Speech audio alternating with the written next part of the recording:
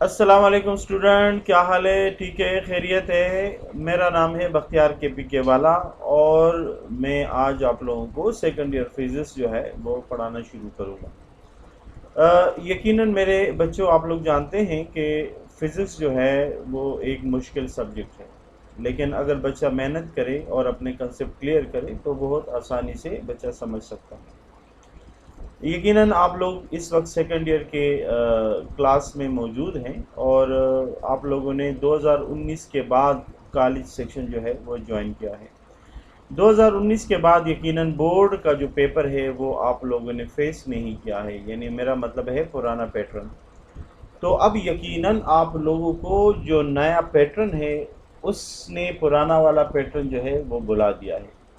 तो मैं चाहता हूं कि सबसे पहले आप लोगों को उस पुराने पैटर्न से आगाह कर दूं जो इस साल आप लोग उसको फेस करने वाले हैं। मेरे प्यारे बच्चों, आप लोगों को मालूम होना चाहिए कि 2019 से पहले जो पेपर था उसमें हमारे पास जो एमसीक्यूज थे वो 17 एमसीक्यूज हुआ करते थे, जबकि कंडेंस कोर्स में उसको 42 यानी 50% एमसीक्यूज रख दिए गए।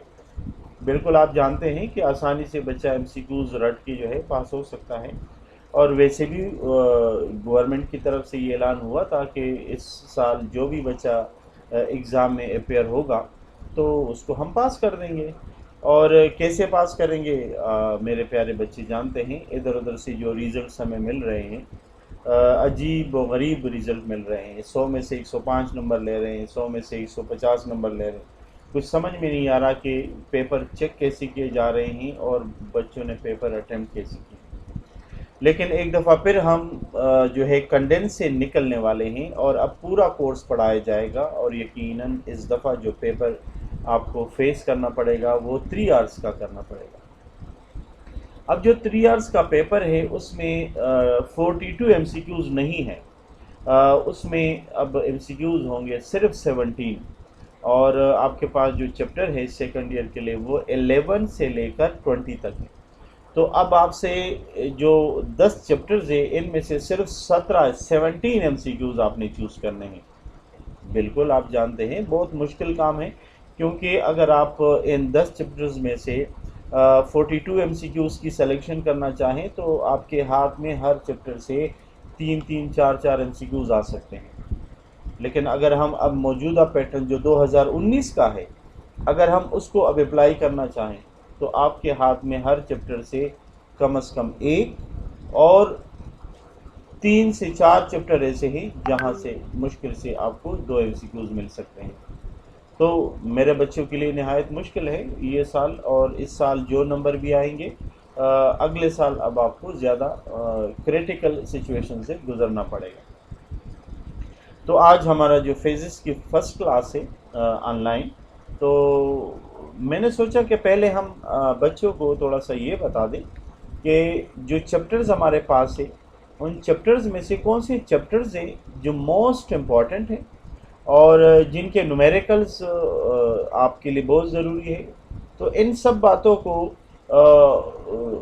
उनका फॉर्मेट समझने के लिए यकीनन मेरे बच्चों को पेपर का पैटर्न जो है वो यकीनन मालूम होना चाहिए, वरना अगर आपके पास पेपर का पैटर्न नहीं है तो फिर आप कुछ भी नहीं कर सकते। तो चले जी शुरू करते हैं। सबसे पहले हमारे पास जो सेक्शन ए मेरे पास होगा, मैं ऑलरेडी बच्चों से ये शेयर कर चुका हूँ कि ये 17 मार्क्स का होगा। अब ये जो 17 मार्क्स है इसमें आपका हर एमसीक्यूज़ 1 नंबर का है, नेगेटिव मार्किंग कोई नहीं है। अगर आपने गलत कर दिया तो बस गलत हो गया, सही किया तो सही हुआ। बहुत सारे बच्चे नहीं, मैं 90% गारंटी से कह सकता हूँ कि बच्चा नहीं जानता कि जब एमसीक्यूज़ अटेम्प्ट वो करता है तो बोर्ड की रिक्वायरमेंट क्या है। नहीं जानते, कोई भी नहीं जानता। और यकीनन मेरे टीचर्स हजरात बच्चों से शेयर करेंगे, या मे भी वो शेयर नहीं करते। यही वजह है कि आम तौर पर जो लोकल एग्ज़ाम्स होते हैं कॉलेजेस के, मैं वहाँ से ये अंदाज़ा लगा सकता हूँ कि बहुत सारे टीचर्स हमारे प्यारे बच्चों को ये बात शेयर नहीं करते, जिसकी वजह से उनके नंबर अच्छे नहीं आते। अच्छा, वो क्या बात है जो टीचर्स जानते हैं लेकिन वो बच्चों से शेयर नहीं कर पाते या शेयर नहीं करते, या किसी भी वजह से टीचर जो है वो भूल जाता है और वो बच्चे को वो बात, वो मैसेज कन्वे नहीं कर पाता। वो ये है मेरे प्यारे बच्चों कि जब हम बोर्ड के एग्ज़ाम में MCQs अटेम्प्ट करते हैं, मिसाल के तौर पर मुझे कहा गया कि एक क्वेश्चन उसने दे दिया और उसने कहा इसके ऑप्शन A, B, C और D है। याद रखिए अब A, B, C, D वाला दौर ख़त्म हो गया है, अब वो सिर्फ एस्टेरिक देते हैं और आपने एस्टेरिक के सामने जो आंसर है वो लगाना है। मेरे प्यारे बच्चे क्या करते हैं, वो सबसे पहले एक ऑप्शन चूज़ करते हैं और लगाते हैं। मिसाल के तौर पर उस ऑप्शन का नाम है फिज़िक्स, उसने लिख दिया। कुछ ही देर बाद उसको अड़ोस पड़ोस से पता चला कि यार जो मैंने फिज़िक्स लिखा था वो तो गलत लिखा था, फिज़िक्स की जगह तो असल जो वर्ड है वो है केमिस्ट्री। उन्होंने क्या कर दिया, उन्होंने इसको ख़त्म करके इधर ऊपर लिख दिया केमिस्ट्री। अब मुझे इससे कोई गरज नहीं है कि फिज़िक्स ठीक है या केमिस्ट्री ठीक है, पर मैं एक रूल्स जानता हूँ जो बोर्ड की तरफ से, वो कहता है कि जब आपने एक दफ़ा MCQs लिखा, उसके बाद अगर आपने उसके ऊपर और राइटिंग की, यानी आपको दिख रहा है कि ये लफ्ज़ सही नहीं दिख रहा, मैं ज़रा इसको और क्लियर करूँ, आपने उसके ऊपर और राइटिंग की, तब भी आपको MCQs के नंबर नहीं मिलेंगे। और अगर आपने उसके ऊपर कटा पीटी की तो फिर तो मामले ही ख़त्म हो गया। ठीक है, तो मेरे प्यारे बच्चों इस बात से बिल्कुल अपने आप को सेफ रखें। एक दफ़ा once you write that should be the final one. इसके बाद अगर आपको कहीं से भी मिले पता कि वो ठीक है तो आपके लिखने का कोई फ़ायदा ही नहीं है, क्योंकि ये गलत जो लिखा हुआ है बस लिखा हुआ है ना, कम से कम उसको ये तो पता नहीं चलेगा कि इस बच्चे ने आगे जाके चीटिंग की है। वरना आप लिखेंगे तब भी नंबर नहीं मिलेंगे, नहीं लिखेंगे तो वैसे नंबर नहीं मिलेंगे। लेकिन आप नहीं लिखेंगे तो कम से कम आपका रेपो तो बनेगा, वो आपका पेपर आगे अच्छा ट्रीट करेगा कि बच्चा नकल नहीं करता, जो लिखता है अपनी तरफ से लिखा हुआ है। तो ये बहुत इंपॉर्टेंट पॉइंट जो मैंने आज आपको शेयर करनी थी और मैंने यकीनन शेयर की, और आप जिससे भी ये बात शेयर करेंगे तो आपके लिए भी फ़ायदा है और उन बच्चों के लिए भी फ़ायदा है। अच्छा जी, सबसे पहले हम देखते हैं कि इस पोर्शन में मुझे 17 MCQs अटेम्प्ट करने हैं। वो 17 जो MCQs हैं वो हर चैप्टर से एक एक MCQs आता है, और कुछ चैप्टर्स दरमियान में ऐसे हैं जहां से वो 2 MCQs देते हैं। मैं मिसाल देता हूं, जैसे चैप्टर नंबर 11 है, वहां से वो 2 MCQs देते हैं। चैप्टर नंबर 17 है, यहाँ से भी MCQs 2 देते हैं। चैप्टर नंबर 14 है, यहाँ से भी 2 MCQs देते हैं। इसका मतलब है 6 MCQs आपको मिल गए, टोटल आपको 17 करने हैं। तो 10 चैप्टर्स में से तो एक एक उन्होंने पहले से ले लिया। अब उन्होंने क्या किया, अब उन्होंने चैप्टर नंबर 11 से 2 लिया, चैप्टर 17 से 2 लिए और चैप्टर नंबर 14 से 2 लिए। यानी 2 से मुराद ये है एक पहले लिया था, एक इसके बाद एक और MCQs भी यहाँ से लिया, यानी इस चैप्टर से टोटल 2 MCQs उसने ले लिए। अब आपके पास एक MCQs है, वो उसकी मर्ज़ी है। बहुत दफ़ा देखा गया है कि वो चैप्टर नंबर 18 से देते हैं या चैप्टर नंबर आपका जो है 13 से या 12 से, वो कहीं से भी एक दे सकता है। लेकिन जो 2 MCQs है उसके चैप्टर 17, 14 और 11 हैं। इसी तरह ये जो पोर्शन है इसके 17 जो MCQs हैं वो आप अटेम्प्ट करेंगे। इंशाल्लाह जब हम आगे पढ़ेंगे तो फिर हम आपको बताएंगे भी कि इस चैप्टर के कौन से टॉपिक्स हैं जिसके MCQs इम्पॉर्टेंट है। वो जब आप इंशाल्लाह ऑनलाइन कंटिन्यू रखेंगे तो वो साथ साथ जो है किसी न किसी बात से वो हम आपको बताते रहेंगे। इसके बाद जो हमारे पास जो दूसरा पोर्शन है जिसे हम सेक्शन B कहते हैं, तो सेक्शन B में जो है हमेशा जो है वो क्वेश्चन नंबर 2 से शुरू करते हैं, और इसमें 15 पार्ट्स होते हैं।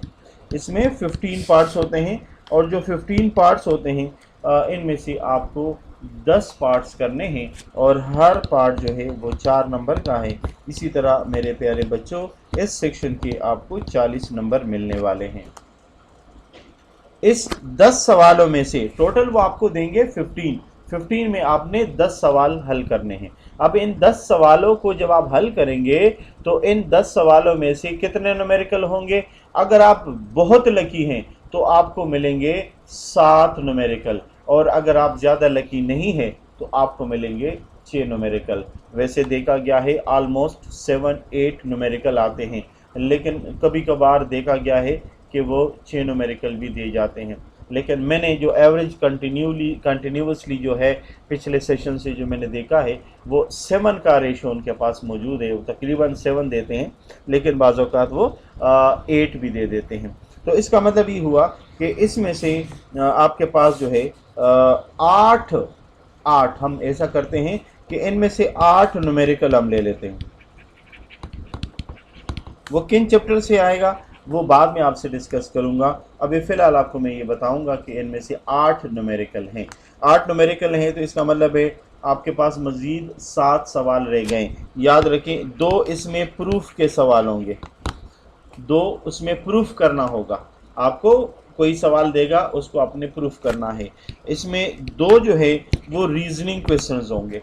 तो टोटल कितने हुए हैं? 8 और 2 10, 10 और 2 12। अब जब आपके पास 3 रह गए, 3 में से आपके पास ऑलमोस्ट डेरिवेशन के सवाल होते हैं, यानी 3 आपके पास डेरिवेशन के सवाल होंगे या कोई फार्मूला दिया जाएगा और उसको दोबारा आपने सिंपल अंदाज से उसको जो है ना कंप्रहेंसिव अंदाज से उसका जवाब देना होगा। मसलन मैं अगर आपसे ये कहूँ कि हमेशा एक सवाल आता है कि अगर आप रेफ्रिजरेटर को या एयर कंडीशनर को आप रूम के दरमियान लगा के छोड़ दे तो क्या कमरे में ठंड पैदा हो सकती है? देखो छोटा सा सवाल है और उसने आपसे कहा इसका जवाब दे दे। तो इस तरह की रीजनिंग प्लस डेरिवेशन, 7 डेरिवेशन भी होता है। तो इस तरह के सवाल आते हैं। तो ये इस तरह की 8 2 10 10 और 3 ये 15 नंबर है। अब इनमें से कौन से बच्चे हैं जो सबसे ज़्यादा कामयाब होते हैं?